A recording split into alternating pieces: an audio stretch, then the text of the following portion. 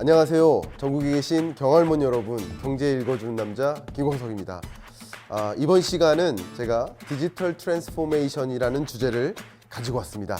좀 어렵죠. 네, 그리고 이 발음하기도 좀 어려울 수도 있는데 디지털 트랜스포메이션이라는 이 주제는 아마 여러분들께서 남은 생을 살아가시는 동안 내내 듣고 고민하고 살아가야 할 중요한 키워드가 될 겁니다. 제가 디지털 트랜스포메이션의 어떤 전개 그리고 그 과정 그리고 사례들을 몇 가지를 소개하는 시간을 갖도록 해 보겠습니다. 자, 한번 질문을 드려볼게요. 여러분은 지금 이 강연을 듣고 계신 분이 연령대가 정말 다양할 텐데 여러분은 어린 시절에 우셨을 거 아니에요? 아이였을 때. 그때 이걸로 깨웠나요? 아니면 이걸로 달래셨나요? 부모님께서. 아마도 이걸로 달래서 울음을 멈춘 그런 분들일 거예요. 근데 요즘 아이들은 어떻게 달래나요? 아이가 있으신 시청자 여러분들은 좀 생각해 보시면 요즘에는 이걸로 달래나요? 이걸로 달래나요? 요즘에는 이렇게 달래죠. 자, 여러분은 이렇게 달래졌지만 지금 아이들은 이렇게 달래진다는 거죠. 한번 생각해 볼 만한 중요한 이슈입니다. 그런 차원에서 지금 자라나는 아이들을 지칭하는 중요한 언어를 바로 뭐라고 하냐면 신조어입니다. 디지털 네이티브라고 합니다. 처음부터 디지털 세상에서 태어났기 때문에 아날로그 세상을 아예 경험을 하지 않았기 때문에 디지털 세상의 원주민, 디지털 네이티브라고 합니다. 그러니까 지금 아이들의 모습은 이렇고요. 유치원에서 공부하는 그 교재가 뭡니까? 태블릿 PC죠. 디지털 네이티브인 거예요. 그의 반면에 지금 저 같은 사람 혹은 여러분들 같은 사람들은 디지털 이미그런트라는 표현을 씁니다. 그러니까 아날로그 세상에서 태어났지만 디지털 세상에 익숙해져 오는 사람 혹은 아날로그 세상에서 태어났지만 디지털 세상으로 이주해온 사람들이라는 표현으로 새로운 신조어 디지털 이미그런트라는 표현을 씁니다. 근데 이 디지털 네이티브와 이미그런트는 굉장히 중요하죠. 특히 기업 입장에서도 굉장히 중요합니다. 왜냐하면 기업이 생산하는 제품과 서비스의 대상이 누군 거예요? 디지털 네이티브거나 디지털 이미그런트라는 거죠. 결국 나의 제품의 소비자가 디지털 네이티브거나 디지털 이미그런트인데 여전히 나는 아날로그 방식으로 제품을 생산하고 아날로그적인 방식으로 제품을 공급한다면 타겟을 잘못 잡은 거죠. 지금 아이들은 유치원에 있는 아이들은 내년부터 초등학교에 입학하는 아이들은 디지털 교과서로 공부를 합니다. 증강현실 기술이 도입된 형식이죠. 디지털 교과서인 거죠. 처음부터 디지털 세상만을 경험한 이 세대들은 자라나서도 여전히 디지털을 요구하는 거죠. 아날로그적인 서비스를 요구하지 않는다는 측면에서 이 사실은 굉장히 중요한 시사점을 전달해 줍니다. 조금 더 본격적으로 말씀드려 볼게요. 디지털 세상으로 전환되는데 트랜스포메이션은 전환이라는 뜻이죠. 대전환. 디지털 세상으로 전환되는데 이 세상을 디지털 경제라는 표현을 쓰기도 하죠. 그런 상황에서 물론 토이저러스가 미국에서 폐업하게 된 그 배경에는 정말 여러 가지 배경들이 있을 겁니다. 여러 가지 이유들이 있을 거예요.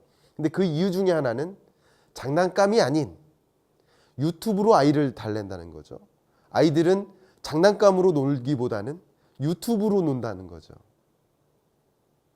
그 변화하는 디지털 세상에 변화하는 그런 측면을 따라잡지 못한 측면이 있다는 거죠.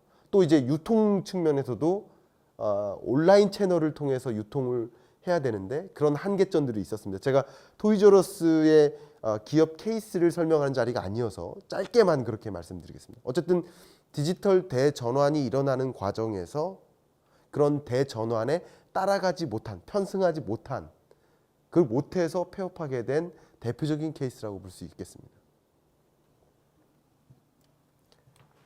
그런 과정에서 여러 가지 기업 케이스들을 담아낸 제 보고서들이 있는데요. 금융산업 4차 산업혁명과 만나다.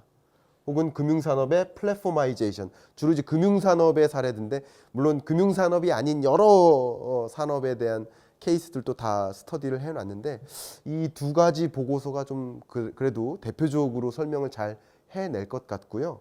그래서 제 블로그에 이 보고서들을 같이 올려놓겠습니다. 필요하신 분들은 다운받아서 또 살펴보셔도 좋을 것 같습니다. 더 깊게 많은 케이스들을 보고 싶으시다 하면 이 보고서들을 참조하셔도 도움이 될 것 같습니다. 지금부터 본격적으로 이야기를 해볼게요. 디지털 트랜스포메이션이 일어나는 그 배경을 저는 금융산업을 중심으로만 설명을 드려보겠습니다. 시간 관계상 말씀드려보면 주요 금융사들의 영업점포 현황입니다. 제가 이 강연을 위해서 이걸 업데이트하고 왔는데요. 2018년 3월 기준입니다. 어때요? 국내 은행이 줄고 있어요. 생명보험, 손해보험, 증권사 하나도 빠짐없이 금융사들의 영업점포가 줄고 있어요. 이거를 조금 어려운 표현으로 자산 경량화 트렌드라고 합니다. 금융산업에서 자산을 줄여나가는 거죠. 그런데 중요한 것은 이런 의문을 가져요. 은행 서비스가 주나? 보험 서비스가 주나? 서비스 규모가 줄까? 점포를 줄이니까 이 금융산업에서 제공하는 서비스의 규모가 줄까? 제가 계산해봤죠. GDP 추계로 봤을 때 쉽게 말하면 금융산업의 GDP입니다. 전체 GDP에서 금융산업의 GDP. 줍니까? 분기별 지표지만 줄지 않죠. 계속 늘죠. 2분기끼리 비교를 할게요. 2분기끼리. 계속 늘죠. 금융 서비스의 규모는 줄지 않습니다. 영업 점포만 줄어나가는 거예요. 지점을 통한 대면 거래만 줄어드는 거예요. 금융 서비스 규모가 주는 게 아닙니다. 디지털 트랜스포메이션이죠. 무슨 말이냐면 금융 서비스는 느는데 영업 점포는 줄어요. 그러면 어떻게 하겠다는 거예요? 금융 서비스를 비대면으로 디지털로 서비스하고 있다는 뜻이죠. 그래서 이 모든 금융 서비스에서 핵심적인 그 트렌드 변화를 모든 금융사가 지금 디지털 트랜스포메이션을 캐치프레이즈로 걸고 외치고 있습니다. 그래서 금융권에서는 특히 은행에서는 스마트 뱅킹이라고 할 수 있고요. 그 스마트 뱅킹 혹은 디지털 금융 서비스의 유형은 제가 한 10가지로도 구분을 할 수 있는데 정말 다양하게 많습니다. 그 스마트 뱅킹이나 여러 가지 보험 산업의 디지털라이제이션이나 이런 것을 다 설명드릴 만한 케이스를 다 설명드릴 만한 시간적인 여유는 없고요. 그 변화를 간략하게 볼 텐데 보시는 것처럼 대면으로 뱅크 텔러를 만나서 은행 지점의 직원을 만나서 은행 서비스를 누리는 그런 금융 소비자가 이렇게 줄고 있다고요.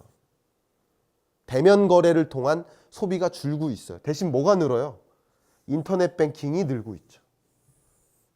이게 제가 다른 강연에서 플랫포마이제이션이라고 설명드렸죠. 플랫폼이 이동되고 있다. 디지털 트랜스포메이션의 증거입니다. 증거. 금융산업에서.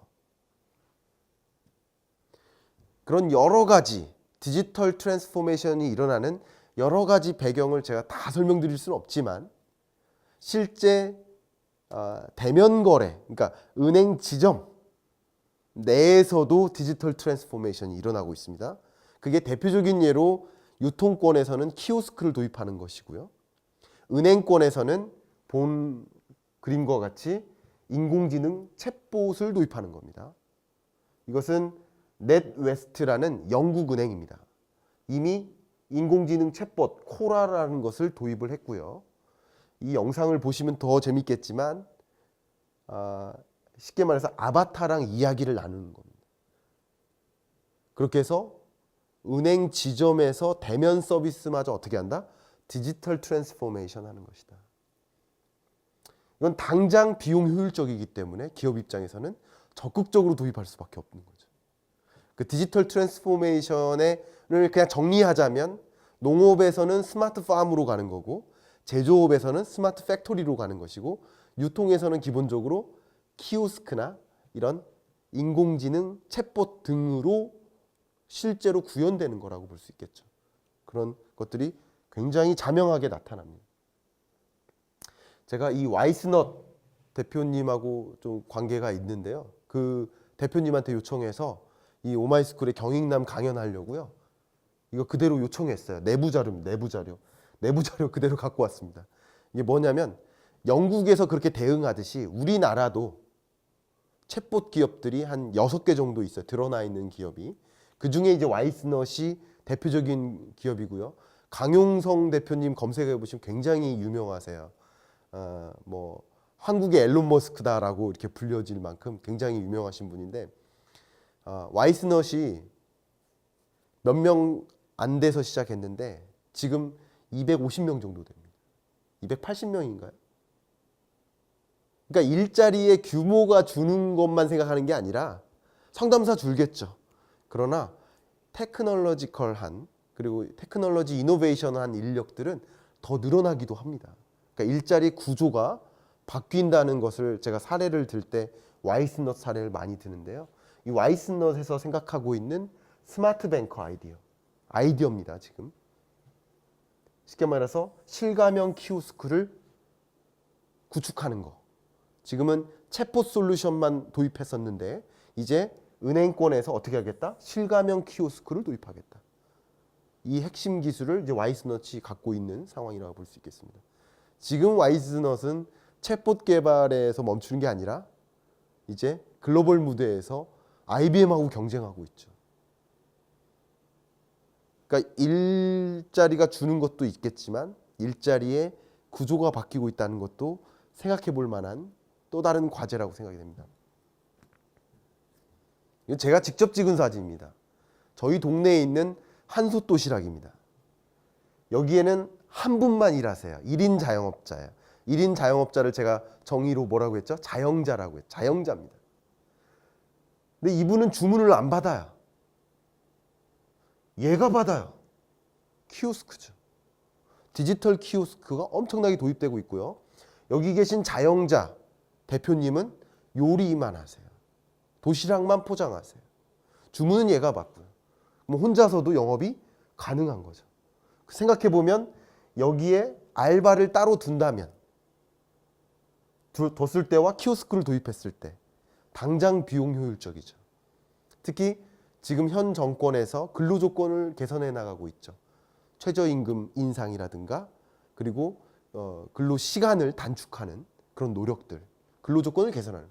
그러면 이른 자영업자 입장에서 어떻게 대응한다? 이런 식으로 대응하는 상황인 거죠.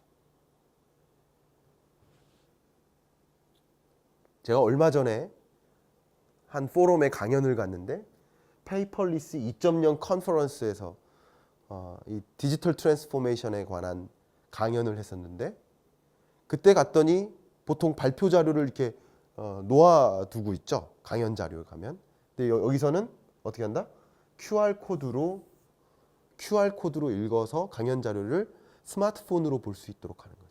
디지털 트랜스포메이션입니다. 종이가 없어지는 거죠. 아날로그 방식이 사라지는 겁니다. 그렇게 가고 있다는 거죠. 이것도 제가 직접 찍은 사진입니다. 제가 서울대공원에 놀러 갔는데, 서울대공원이 아닐 수도 있어요. 과천 맞나요? 서울랜드인가요? 예. 제가 갔는데 놀랐습니다. 직접 표 살 수가 있고요. 여기는 키오스크를 통해서 표를 살 수 있는 구조입니다. 많은 사람들이 키오스크를 이용하고 있죠. 유통산업의 디지털 트랜스포메이션이 현재 일어나고 있는 겁니다. 여러분이 체감하실 수 있는 만큼 일어나고 있는 겁니다. 이런 디지털 트랜스포메이션이라는 변화는 마치 거대한 파도와 같아서 일개 개인이, 일개 기업이 거스를래야 거스를 수가 없어요. 일자리 문제나 논의할 것들이 굉장히 많지만 적어도 그 거대한 파도를 거스를 수 없으니 거대한 파도를 잘 읽어내고 나는 그 파도를 어떻게 잘 올라탈까를 고민하는 그런 준비가 필요하다고 생각이 됩니다. 제가 이 오마이스쿨 이 촬영장 근처에 있는 슈퍼마켓을 간 적이 있는데요. 제가 직접 사진을 찍었습니다. 우리 슈퍼는 모바일 주문 가능합니다. 라는 문구를 붙여놨었어요. 구멍가게도 이렇게 대응할 수 있습니다. 어쨌든 새로운 변화, 디지털 트랜스포메이션이라는 새로운 대전환을 맞이한 우리들은 나름대로 그것에 맞게 새로운 조류에 맞게 편승할 필요가 있는데 이런 식의 대응 어떻게 나는 새로운 이런 디지털 세상에 디지털 경제에 맞는 서비스, 맞는 제품, 맞는 플랫폼을 구축할까를 고민한다면 여러분이 진로나 아니면 기업의 어떤 전략적 방향성이나 마케팅 방법이나 여러 가지 면에서 나름대로의 방향성을 충분히 찾아 나가실 수 있을 거라고 생각이 됩니다. 이상으로 이번 주 경제 읽어주는 남자 김광석이었습니다. 감사합니다.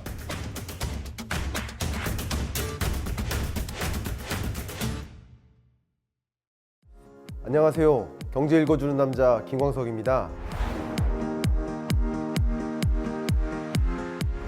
2018년 하반기 경제의 모습이 마치 이런 것 같습니다. 근데 아직도 전세 공급이 충분한 수준까지는 안 온 거예요. 2018년 하반기에는 역시 이런 트럼프발 무역 전쟁과 그것으로 인한 후폭풍, 우리나라의 수출품도 관세 장벽에 걸릴 수 있다는 거죠. 남북 경협이 더 확산되고 그럴 것이라고 보여지는데 어떤 산업에 대한 관심이 많냐면 우리 앞에 놓여져 있는 미래가 굉장히 어둡다, 불확실하다. 좀 더 채비하고 준비를 해야만 기업도, 정부도, 우리 가게도 올바른 의사결정을 해나갈 수 있겠다. 우리 앞에 놓여져 있는 이 미래에는 어떤 기대와 어떤 걱정들이 있는지를 좀 살펴보고요.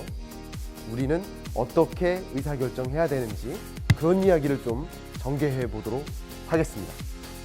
여러분 좀 2018년 하반기가 좀 보이십니까? 네, 많이 보여지지 않으세요?